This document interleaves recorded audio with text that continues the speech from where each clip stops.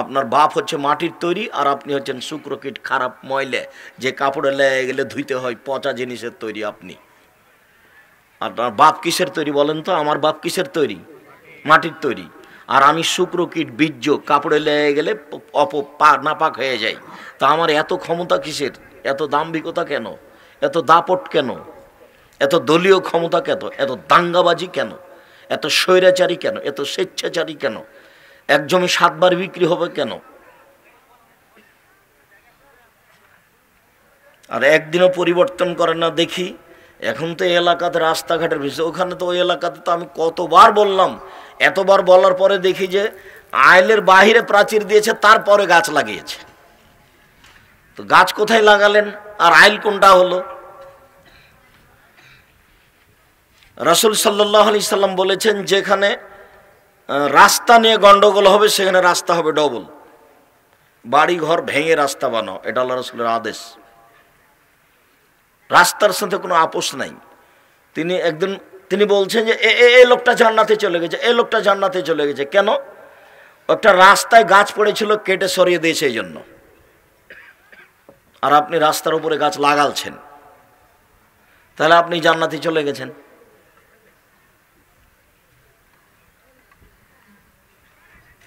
জমি যা পাবে তার পাশ দিয়ে বাহির দিয়ে প্রাচীর দিয়েছে, তার বাইরে গাছ লাগাচ্ছে। কোন পশু প্রাণীর হিসাব? কোন গরু ছাগলের হিসাব? ছেলে মেয়ে নিয়ে, বউ বেটি নিয়ে, স্ত্রী নিয়ে মনে হচ্ছে যে পরিবেশ থেকে পাগল হয়ে গেছে। যে আপনি কি দেখাতে চাচ্ছেন?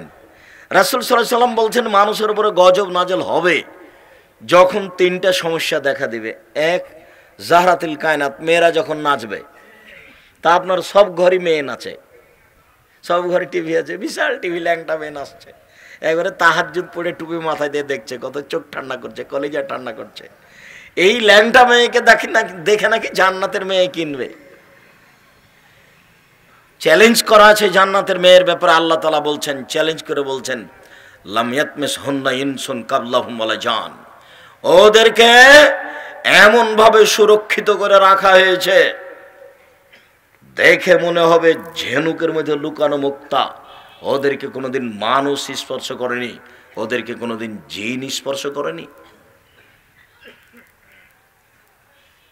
ওদেরকে সংরক্ষিত ঘরে সুরক্ষিত করা হয়েছে। তাদেরকে দেখে মনে হবে ঝিনুকের মধ্যে লুকানো মুক্তা। ওদের হবে লম্বা লম্বা টানা টানা ডাগর ডাগর চোখ। ওদের হবে মাথায় লম্বা লম্বা কুচকুচে কালো কোঁকড়া কোঁকড়া চুল। বয়স হবে 15-16 বছর মেয়েদের, এরকম। আল্লাহ ওদেরকে হীরা মুক্তা মানিক্যের মতো করে ঝকঝকে করে সাজিয়ে রেখেছেন। আর তুমি এই ল্যাংটা মেয়েকে, রং মাখানো মেয়েকে দিন রাত টিভিতে দেখে তুমি পাগল হয়ে আর বউকে রাস্তায় নিয়ে ঘুরে জান্নাত কিনতে চাচ্ছ। হজিবাতিন নার বিশ্বহওয়াত হজিবাতিল জান্নাত বিল মাকারেহে। মন মতো চলে যে জাহান্নামে যাবে সে, মনের ইচ্ছেই চলে যে জাহান্নামে যাবে সে। মনের ইচ্ছা দিয়ে জাহান্নামকে ঘেরা আছে, মনের প্রবৃত্তি দিয়ে জাহান্নামকে ঘেরা আছে। নিয়ম নীতি, কষ্ট ক্লেশ, ত্যাগ তিতিক্ষা, অনেক কিছু দিয়ে জান্নাত ঘেরা আছে। জান্নাত পাওয়া টাফ ব্যাপার। সত্যি তুমি যদি ফিরে আসতে চাও, তাহলে এই যে বড় মোবাইল আছে না, যাতে বেটি ছেলে দেখা যায়, ওতে পেশাব করে দাও, দিয়ে উঠো আজকে। বললাম, এই বড় মোবাইল তোকে পেশাব করে দিলাম রে, তোর আর প্রয়োজন নাই। আমি একটা সাধারণ ভিক্ষুক মানুষ, নিঃস্ব। আমি হলাম কচুর পাতার পানি। আমি আব্দুর রাজ্জাক বিন ইউসুফ নিজে চাঁপাইনবাবগঞ্জের মানুষ। আমরা কচুর পাতার পানি মানে কচুর পাতার উপরে যে পানিটা আছে, সে বাতাস লাগলে খালি টলমল টলমল করে, এই পড়ে এই পড়ে এই পড়ে। আমি হচ্ছে এরকম একটা নিঃস্ব মানুষ।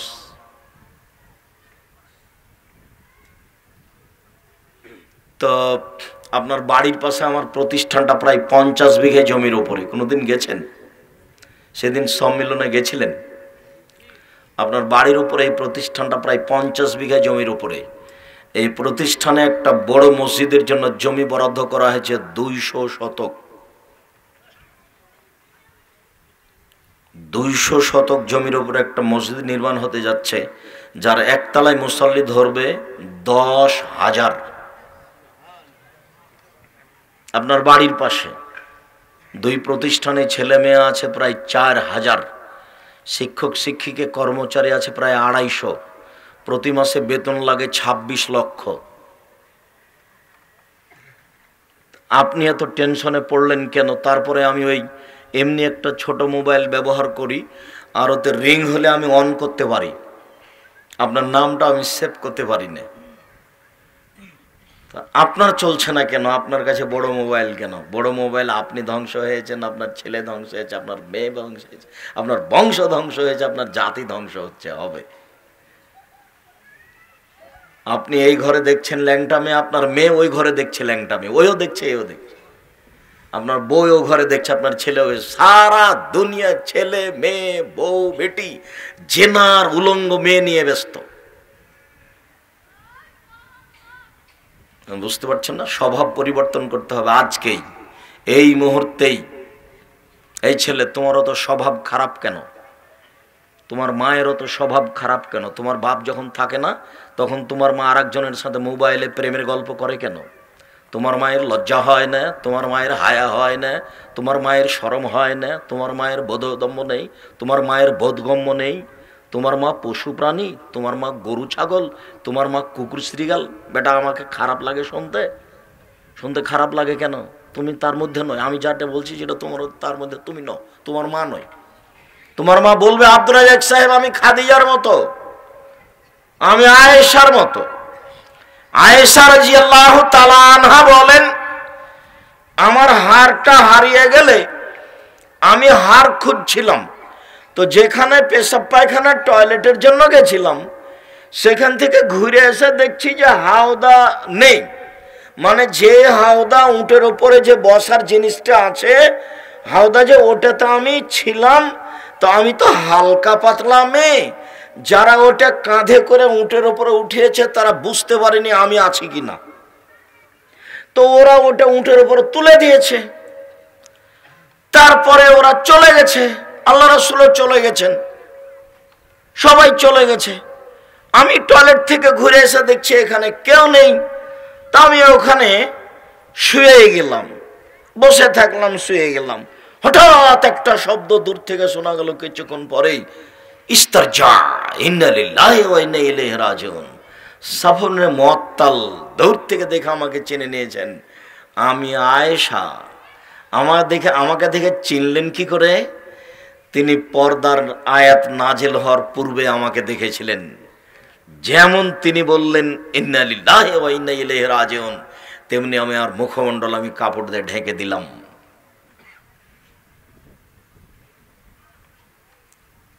তিনি বলছেন যে আমি রাতের অন্ধকারে বিছানে হাত দিয়ে দেখছি, এভাবে হাত দিয়ে দেখছি, বিছানে মুহাম্মদ সাল্লাল্লাহু আলাইহি ওয়াসাল্লাম নেই। কি রে, আমার কাছ থেকে কি তিনি অন্য স্ত্রীর কাছে চলে গেলেন রাতে? মনটা আমার খুব খারাপ। তাহলে আমার কাছ থেকে উঠে তিনি কোনো অন্য স্ত্রীর কাছে গেছেন।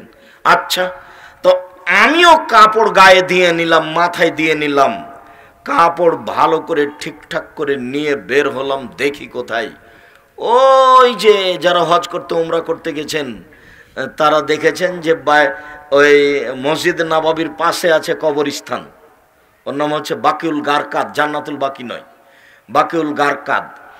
ওই যে 100 হাত হবে, ওই যে ওখানে তিনি হাত তুলে দোয়া করছেন।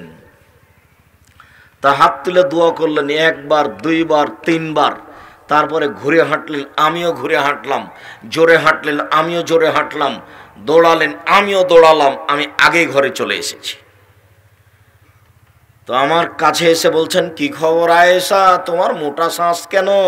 আমি যেটুকু দৌড়িয়ে এসেছি যে, তোমার মোটা শ্বাস উঠেছে। তখন আমি বলছি, আমি তো মিথ্যে কথা বললে জিবরাইল আপনাকে বলে দিবে, আসলে আপনাকে আমি পরীক্ষা করছিলাম যে আপনি গেলেন কোথায়।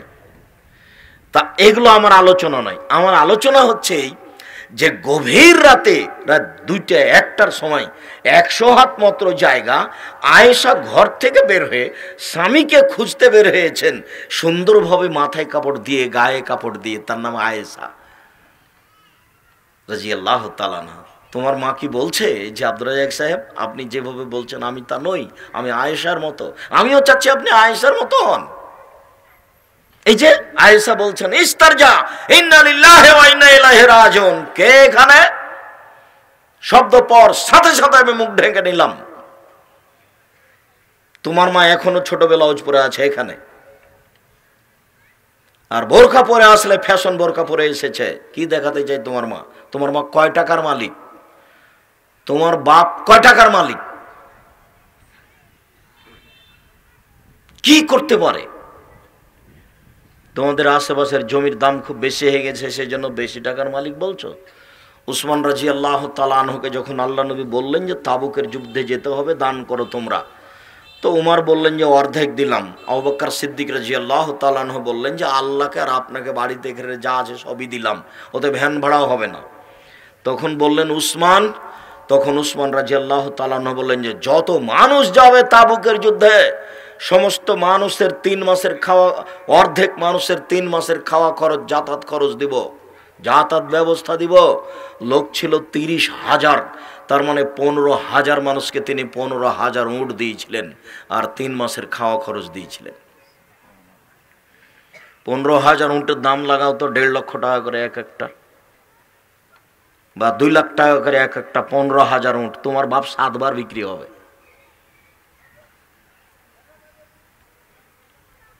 তারপরেও তোমার বাপ, আমি তোমাকে তুচ্ছ মনে করিনি বেটা, তোমাকে আমি অনেক ভালোবাসি, তোমার বাপের সাথে আমার অনেক আন্তরিকতার অভাব নাই, কিন্তু এই পরিবেশ দেখলে আমাকে খুব কষ্ট লাগে, সেই জন্য বলছি। যদি এরপরেও তোমাদের বাপ বেটার জামিয়া সালাফিয়া যাওয়ার, দেখতে যাওয়ার একটু সময় হয়নি, এই যে এইখানেই আছে, এই পাশে বই কাল্লির ওই পারে। সম্মানিত দিনী ভাই বোন, আপনাকে আমি অনুরোধ জানাচ্ছি, জাহান্নাম এত তাড়াতাড়ি যাওয়ার প্রস্তুতি নিয়েন না। জাহান্নাম স্বাভাবিক জায়গা নয়। দিন রাত আল্লাহ রাসূল জাহান্নাম থেকে বাঁচতে চাইতেন।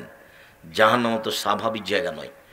এমন কোনোদিন জীবনে তিনি সালাত আদায় করেছেন, সালাম ফিরেছেন জাহান্নাম থেকে বাঁচতে না চেয়ে? আগে জাহান্নাম থেকে বাঁচতে চেয়েছেন, তারপরে সালাম ফিরেছেন। আয়েশা রাদিয়াল্লাহু তাআলা আনহা বলেন যে আল্লাহ রাসূল যখনই সালাত আদায় করতেন, সালাম ফেরার পূর্বে তিনি বলতেন আল্লাহুম্মা ইন্নী আউযু বিকা মিন আযাবি জাহান্নাম। আল্লাহ, তোমার কাছে আমি জাহান্নাম থেকে বাঁচতে চাচ্ছি। আউযু বিকা মিন আযাবিল কবর, তোমার কাছে আমি কবরের শাস্তি থেকে বাঁচতে চাচ্ছি। আউযু বিকা মিন ফিতনাতিল মাসিহিদ দাজ্জাল, তোমার কাছে আমি দাজ্জালের ফিতনা থেকে বাঁচতে চাচ্ছি। আউযু বিকা মিন ফিতনাতিল মাহি ওয়াল মামাত, ইহকালের ফিতনা, এক জমি 7 বার বেচা, ইহকালের ফিতনা, পরকালের ফিতনা, কবরের শাস্তি থেকে আমি তোমার কাছে বাঁচতে চাচ্ছি। আউযু বিকা মিনাল মাসামি ওয়াল মাগরাম, বড় পাপ থেকে বাঁচতে চাচ্ছি, ঋণ কর্জ থেকে বাঁচতে চাচ্ছি। বড় পাপ হয় না যেন, ঋণ কর্জ হয় না যেন, বড় পাপ হয় না যেন, ঋণ কর্জ হয় না যেন। এই কথাগুলি না বলে তিনি সালাম ফিরতেন না। আর ব্যাংকে লোন নিয়ে কিছু করবেন না। ব্যবসা করে খাবেন, ব্যবসা শুরু হবে চকলেট দিয়ে, তাহলে ঋণ নেওয়া লাগবে না। 3 বছর চকলেট, 3 বছর কলা, 3 বছর কাপড়, 3 বছর দামি কিছু, 15 বছর 20 বছরের মাথায় একবারে কোটি কোটি টাকা দেশ বিদেশ থেকে ইনপুটে, তাহলে মোটামুটি 20 থেকে 25 থেকে 30 বছর লাগবে ধনী হতে। এক জমি 7 বার বিক্রি করে একদিনই ধনী হতে চাইলে হবে? কলিকাতায় হিরোইন কিনে ঢাকায় বিক্রি করলে একদিনে ধনী হলে হবে? ওটা হবে না। জীবনে কোনোদিন লোন নিয়ে কাজ করবেন না, ব্যবসা করবেন না। যারা ব্যাংকে চাকরি করছে, লোন নিয়ে বাড়ি করেছে 5 তলা, বউ বেটি খুব খুশি দেখাচ্ছে, বুঝতে পারে না। আরে তোমার সাথে সাথে বাড়ির আশেপাশে যেসব বাজার, মার্কেট, খেলাধুলার জায়গা, নারীদের ঘোরাফেরার জায়গা যেভাবে গড়ে উঠেছে, উঠছে, তাতে কিয়ামতের লক্ষণ খুব কাছাকাছি। মানুষ পরিবারের কাছে, স্ত্রী ছেলে মেয়ের কাছে জিম্মি বলে মনে হচ্ছে। কেননা মানুষের পরিবার মানুষের কন্ট্রোলে আছে এমনটা মনে হয় না। রাস্তাঘাটে চললে মনে হয় যে পুরুষ মানুষই নারীদের অধীনে জিম্মি হয়ে আছে। নইলে মহিলাদেরকে এত হাটে বাজারে যাওয়া লাগছে কেন? এইসব আশেপাশে যে মার্কেট গড়ে উঠেছে সেখানে যে এখনো মহিলারা বসে আছে, পুরুষেরা বসে আছে, তাহলে কি আসলে তার সাথে তার স্বামী আছে? তাহলে স্বামী কি আসলে মহিলা হয়ে গেছে, কাপুরুষ হয়ে গেছে? নইলে একজন মহিলা মানুষকে নিয়ে ওখানে আড্ডা পিটছে কেন, দোকানপাটে বসে আছে কেন? এটা দিয়েও কি বুঝাতে চাচ্ছে? এটা দিয়ে কেউ বুঝাতে চাচ্ছে যে আমি শিক্ষিত মানুষ বা আমার স্ত্রী শিক্ষিতা মানুষ, এটা কি বুঝাতে চাচ্ছে? মাঠে নগ্ন হয়ে চলা, দোকানপাটে বসে থাকা, হাটে বাজারে নারীদেরকে নিয়ে যাওয়া বা নারীদেরকে পাঠানো, এটা তো হচ্ছে জাহেলিয়াতের যুগের, বন্যতার যুগের, বর্বরতার যুগের, অসভ্যতা যুগের নীতি। এটা হচ্ছে নোংরামি, এটা হচ্ছে বর্বরতা, এটা হচ্ছে অসভ্যতা, এটা হচ্ছে কুকুর শ্রীগালের নীতি, এটা হচ্ছে পশু প্রাণীর নীতি। এটা হলো ওদের স্বভাব, যাদের স্বভাব পশু প্রাণীর মতো হয়ে গেছে, গরু ছাগল কুকুর শ্রীগালের মতো হয়ে গেছে। বললেন হিসাব, তোমাদের সারা পাতিরা ডুমনি, সারা এলাকা, ঢাকা শহর, সারা বাংলাদেশ চ্যালেঞ্জ করলাম, সারা বিশ্বে চ্যালেঞ্জ করলাম। এমন কোনো মায়ের বেটা আছে যে বলতে পারে বউ নিয়ে ঘুরে আর বলতে পারে আমি ভালো? এই যে দোকানপাটে বসে সব ল্যাংটা মেয়ে নাচছে, আর তুমি যে বসে ওই ল্যাংটা মেয়েকে দেখে চক্ষু ঠান্ডা করছো, কলিজা ঠান্ডা করছো, তুমি ভালো এ কথা তুমি বলতে পারো? তুমি যে ভালো এ কথা তুমি বলতে পারো? তুমি বলবে যে আমি কুকুর শ্রীগাল, এ কথা বলতে হবে? তোমার ভালোর কি দাম আছে? কে বলতে পারে তুমি ভালো? অসম্ভব, তুমি বলতে পারবে না। তোমার বাপ তো বহুদূরের কথা, সমাজ তো বহুদূরের কথা। আল্লাহ তাআলা বলছেন, বুঝেও বোঝে না ওরা, অন্তর আছে বোঝে না, দেখেও দেখে না ওরা, চক্ষু আছে দেখে না, শোনেও শোনে না ওরা, কান আছে শোনে না। উলাইকা কাল আনাম, তারা পশু প্রাণীর মতো, তারা গরু ছাগলের মতো, তারা কুকুর শ্রীগালের মতো, ভালো হওয়া যাল বরং তার চেয়ে খারাপ। আল্লাহ তো বলছেন মানুষকে যে ওরা কুকুর শ্রীগালের মতো। এটা কি? কেন আপনাকে বউ নিয়ে ওখানে ঘোরাফেরা করা লাগছে? কেন বসা লাগছে? কেন বসে থাকা লাগছে? বা আপনার বই বাজাচ্ছে না, বাচ্চা যাও, তোমরা যারা দায়িত্ব পালন করে সব বাচ্চা কন্ট্রোল করো, যাও ছেলেরা, পাড়ার ছেলেরা, ওখানে বাচ্চারা হইচই করে কেন? মহিলা মানুষ ঢং ঢং করে এসেছেন, আপনি আবার ঢং ঢং করে চলে গেলেন। দেবর ভাসুরের সাথে এসেছেন, আবার চলে গেলেন, কি দেখাচ্ছেন আপনি? আমি আব্দুর রাজ্জাক বিন ইউসুফ, আপনার হুঁশ নাই? যে বুক কষ্ট সাধনা করে এসেছেন, চলো যায় আমরা ভদ্রতা বজায় রেখে বসে থেকে একটু কথা শুনি। আপনি আসলেনই বা আর কেন চলে যাচ্ছেন বা কেন? দিয়ে কি বুঝাতে চাচ্ছেন আপনি? আপনার স্বামী বা কয় টাকার মালিক, কয় পয়সার মালিক, কি দেখাতে চান আপনি? আপনি গেলেন কেন? বা এসেছেন তো গল্প জমাচ্ছেন কেন? চুপ বসে থাকেন, মুখ খুলতে পাবেন না। আরেকজন মহিলা আপনার গায়ের উপর দিয়ে চলে গেল, আপনি মুখ বন্ধ রাখবেন। এখানে এসেছেন, আমি আব্দুর রাজ্জাক বিন ইউসুফ যেভাবে বলছি আপনি সেভাবে বসে থাকবেন। আপনি চলে গেলে আমার আসে যায় না। আমার জীবনে আমি কোনোদিন আপনাকে হিসাব করে দুটো কথা বলেছি, এটা আমার প্রয়োজন হয়নি। জাতিকে হিসাব করে, আপনার ওই সভাপতি, সেক্রেটারি, মসজিদের এলাকারকে হিসাব করে দুটা বাক্য বলতে হবে, এটা আমার জীবনে কোনোদিন প্রয়োজন হয়নি। আজকেও কোনো প্রয়োজন নেই। আমি আপনার জন্য এসেছি, আপনার সাথে আমার অনেক ভালোবাসা।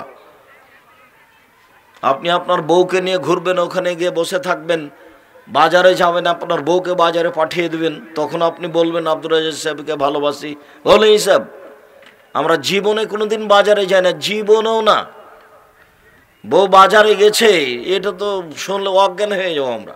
আমাদের সংসার চলে না, আমরা তো বাড়িতে বসে আছি তো দেশে, আমাদের তো রুজি হচ্ছে। আর বউ আস্কারা মাস্কারা লাগিয়ে রাস্তায় যাবে, এটা তো প্রশ্নে আসে না। এটা তো কাপুরুষের কাজ, ওটা তো ঘৃণিত পুরুষের কাজ, ওটা তো জঘন্য পুরুষের কাজ, ওটা তো কুকুর শ্রেণীর কাজ, ওটা পশু প্রাণীর কাজ। কষ্ট লাগে, ব্যথা লাগে, লাগলে আসে কি যায়। আপনি বলবেন যে আমি ভালো, তাহলে তো হলো। আর আপনি বলবেন যে এভাবে বউ নিয়ে ঘুরে বেড়ায় যে সেই ভালো, তাতে আসা যায় কি? ফেরাউন ডুবে গেছে, আপনারও নৌকা ডুবে গেছে। জুলুমবাজি করে, দাঙ্গাবাজি করে, অন্যায় করে, অবিচার করে, দলীয় দাপট ক্ষমতা দেখিয়ে আপনি বেঁচে লাভ নেই। অল্প সময়, কয়দিন আগে দেখেছিলেন বয়স ছিল 40, আজকে দেখছেন বয়স 60। কবে একবার দেখবেন যে নেই। আপনার এই বাড়ি, আপনার জমি জায়গা নিয়ে ছেলেরা মেয়েরা মারামারি করবে, মামলা হবে, জমি জায়গা নিয়ে ভাগ করে, বা আপনার 5 পয়সা দাম দেবেন। এটা পৃথিবী। আপনি যতই কিছু ভাবেন, মরার পরে জমি জায়গা অর্থ সম্পদের সাথে সরিষার সমপরিমাণ আপনার সম্পর্ক থাকবে না। ঘুমাইলে যেমন হয় তেমনি হয়ে যাবে। ঘুমিয়ে গেছেন মানে আর জমি জায়গার খবর নেই, অর্থ সম্পদের বউ বেটির খবর নেই। মরে গেছেন মানে এটার আর কোনো সম্পর্ক নাই। যা কিছু অন্যায় অবিচার করে করলেন, পাতিরা ডুমনিতে এক জমি 7 বার বিক্রি করলেন দলীয় ক্ষমতায়। ভুল সিদ্ধান্ত। যার কাছে বিক্রি করেছেন 7 বার ক্ষমা নিয়ে, হাত ধরে ক্ষমা নিয়ে মাটির মতো মানুষ হয়ে যেতে হবে।